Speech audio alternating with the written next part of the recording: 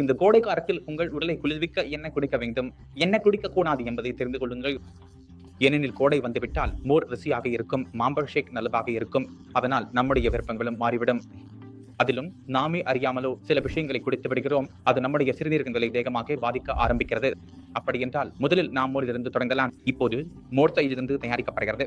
தயிரில் லாக்டோபாசிலஸ் என்ற பாக்டீரியா இருக்கும். அது லாக்டிக் ஆசிட் உருவாக்கும். அதாவது குறைந்த அளவில் மோரிலும் லாக்டிக் ஆசிட் காணப்படுகிறது. நாம் மோர் குடிக்கும் போது லாக்டிக் ஆசிட் உடலில் செல்கிறது.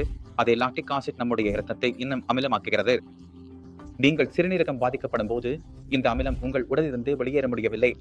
அது வெளியேற முடியாத போது அது உடலில் சேர்ந்து கொண்டே இருக்கிறது. இப்போது அது ஏற்கனவே அமிலமாக இருக்கிறது, ஏனெனில் சிறுநீரகம் பாதிக்கப்பட்டுக் கொண்டிருக்கிறது. இப்போது நீங்கள் மேலிருந்து லாக்டிக் ஆசிட் சேர்த்தால் என்ன நடக்கும்? அமிலத்தன்மை மேலும் அதிகரிக்கிறது. இதன் விளைவாக சிறுநீரகம் வேகமாக பாதிக்கப்பட தொடங்குகிறது. நம்முடைய இரத்தத்தில் உள்ள பைகார்போனேட் அயன்கள் குறைய ஆரம்பிக்கின்றன மற்றும் நம்முடைய டிடர்ஜென்ட் வேகம் அதிகரிக்கிறது. உடலில் மெட்டபாலிக் ஆசிடோசிஸ் ஆரம்பமாகிறது. அதனால்தான் தயிர், மோர், லஸ்ஸி ஆகியவற்றை நிறுத்த சொல்லப்படுகின்றது. ஏனெனில் இதில் லாக்டிக் ஆசிட் உள்ளது.